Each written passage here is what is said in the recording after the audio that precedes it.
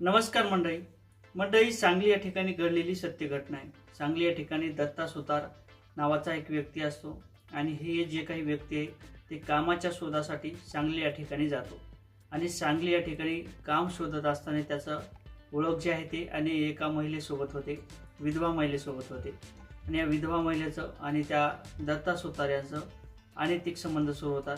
अनैतिक संबंध एवढे काही टोकाला जातात की शेवटी अक्षरशः भयानक काही घटना घडते। संपूर्ण प्रकार काय आहे आणि काय आहे ही सत्य घटना याच्यावरती आपण थोडक्यात बोलणार आहोत।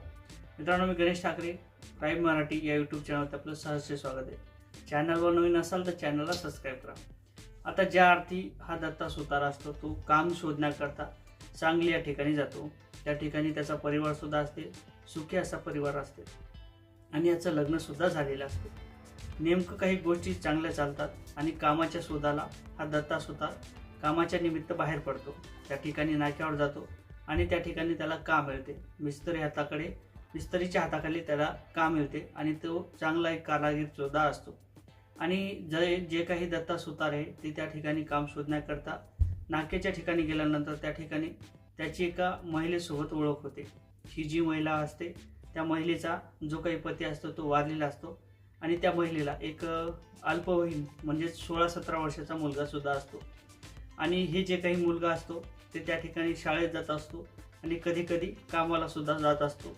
आणि त्याचबरोबर जी काही महिला होती त्या महिलेची आणि त्या दत्ता सुतार याची चांगली ओळख झाली होती। चांगली ओळख झाल्यानंतर कामाला जायचे, कामाला जात असताना त्याचे बोलणं भाषण व्हायचं आणि त्या ठिकाणी त्याचं बोलणं भाषण मोबाईलवरती सुद्धा सुरू राहायचं। यांचे जे काही संबंध होते ते एवढ्या टोकाला टेकले होते की ज्या ठिकाणी टाईम मिळेल त्या ठिकाणी कुठे कामावर गेल्यानंतर सुद्धा कुठे खाली रूम असेल, कुठे नवीन बांधकाम असेल त्या ठिकाणी सुद्धा त्याचे अनैतिक संबंध सुरू व्हायचे। आणि हे काही जो दत्ता होता तो कधी कधी दारूसुद्धा घ्यायचा। व्यसनाधीन असल्याकारणाने त्याला सुद्धा भान राहिलं नव्हतं। हे काही जे आहे ते दोघं तिच्या घरी सुद्धा भेटायचे, म्हणजे जी काही महिला होती विधवा त्या महिलेच्या सुद्धा घरी भेटायला जायचा आणि मुलगा कधी शाळेत जायचा कधी कामावर जायचा। त्या कारणाने कधी कधी यांना टाईम मिळाल्यानंतर, काम नसल्यानंतर त्या ठिकाणी ते भेटायचे आणि जे काही ते जोगाचं जोडपं आहे ते कधी कधी बाहेर सुद्धा भेटायचं, एखाद्या रानात भेटायचं, एखाद्या कामावर सुद्धा भेटायचं आणि त्या ठिकाणी त्या दोघांचे अनैतिक संबंध चालू राहायचे। रोज कार्यक्रम व्हायचा, कधी ना कधी तरी टाईम मिळाला त्या टाईमाला सुद्धा तो कार्यक्रम करायचे। परंतु ह्या गोष्टी काहीच्या त्या मुलाला खटकत होत्या। जी काही महिला होती त्या विधवा महिलेचा जो काही मुलगा होता त्याला त्या गोष्टी खटकायच्या। त्याला असाही डाऊट यायचा की जो काही माणूस आहे तो आपल्या नेहमीच घरी येतो, कधी रात्रीला येतो कधी दुपारा येतो आणि नको त्या अवस्थेत ते कधी कधी भेटतात।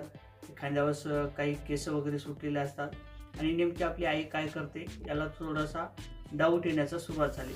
आणि जो काही दत्ता होता तो नेहमीच घरी यायचा, कधी कधी दारू पिऊन यायचा आणि कधी कधी रात्रीला सुद्धा थांबायचा, कधी कधी दुपारा सुद्धा थांबायचा। त्या कारणाने तो जो मुलगा होता त्या महिलेचा आणि जे काही अल्पवयीन मुलगा होता त्याला डाऊट येणं सुरू झाला होता आणि त्याला असा डाऊट झाला की आता कदाचित जी काही महिला आहे आणि जो काही दत्ता आहे तो एखाद्या वेळेस त्यांना खुलेआम पाहायचा। आणि परंतु जी काही महिला आहे त्या महिलेला विचारलं असताना ती उडवाउडवीचे उत्तर द्यायची, असं माझ्यामध्ये काही नाही, आपली मोडकी काठी आहे त्या कारणाने ते आपल्याला मदत करायला येतो, असं ते जो काही ती महिला होती त्या मुलाला सांगायची। परंतु त्याचा भरोसा बसत नव्हता, कारण तर बऱ्याच वेळेस नको त्या अवस्थेत त्यांना पाहिलेलं होतं आणि त्या ठिकाणी त्याला डाऊट येणं सुरू झाला। आणि एके दिवशी असंच झालं, जो काही मुलगा होता तो बाजूला गेला, फिरायला कुठं गेला की जे काही लोक होते, जी काही चर्चा झाली होती त्याला सुद्धा डाऊट यायचा आणि जे काही महिलाचं लोक आजूबाजूचे होते त्या महिलेवर डाऊट घ्यायचे आणि महिलेचं जे काही पराक्रम आहे ते मुलाला सांगण्याचा प्रयत्न करायचे। कारण तर मुलगा लहान असल्याकारणाने कोणाला काही भीतीची गरज नव्हती आणि कोणी भीत सुद्धा नव्हतं। त्या पद्धतीने जे काही घटना घडत आहे ती त्या मुलाला सांगायचे। परंतु जो काही मुलगा होता तो त्या ठिकाणी नकार द्यायचा, आपली आई असे नाही असं सांगायचा आणि त्या ठिकाणी तो बाजूला पडायचा। परंतु एके दिवशी त्यांनी प्लॅन केला, जो काही त्याचा मित्र होता त्या मित्राला सोबत घेतलं आणि एक दुसरा मित्र होता त्या दोघांना मित्राला सोबत घेतलं आणि शेवटी याचा काटाच काढायचा असा त्यानं प्लॅन ठरवला। प्लॅन पूर्णपणे ठरवण्यात आला।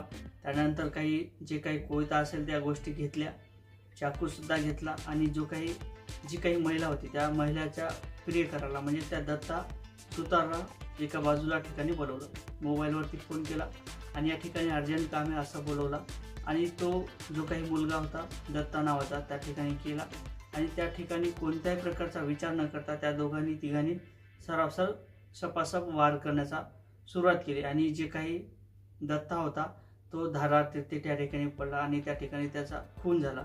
आजूबाजूला बरेच काही लोक जमले होते आणि जे काही लोक होते त्यांनी त्या ठिकाणी पोलिसाला कळवलं आणि त्या ठिकाणी जे काही पोलीस प्रशासन असेल अधिकारी असतील ते घटनास्थळी आले आणि त्या ठिकाणी कारवाई करण्यात आली आणि जे काही अल्पवयीन मुलगा होता त्याला सुद्धा पकडण्यात आलं होतं आणि जी काही आता ही महिला होती ती एकलीच घरी राहिली होती आणि हिची धावपळ सुरू झाली होती आपल्या मुलाला कशा पद्धतीने सोडायचं, परंतु मुलगा सांगत होता की मी खून केलेला आहे, अशा अनैतिक अनैतिक संबंध सुरू होते, त्या कारणाने मला ह्या गोष्टी पटल्या नाही किंवा ते मला सहन झालं नाही, त्या कारणाने मी या व्यक्तीचा खून केलेला आहे, मी पूर्ण गुन्हा स्वीकारत आहे अशा पद्धतीने तो मुलाने सांगितलं आणि त्या ठिकाणी जो काही दत्ता होता त्याचा खून करण्यात आला होता। अशा पद्धतीची सत्य घटना जी काही ती सांगलीत घडली होती। असेच नवीन अपडेट घेण्याकरता असेच नवीन व्हिडिओ पाहण्याकरता नक्की चॅनलवर नवीन असाल तर चॅनलला सबस्क्राईब करा, व्हिडिओ आवडला तर शेअर करा। जय शिवराय।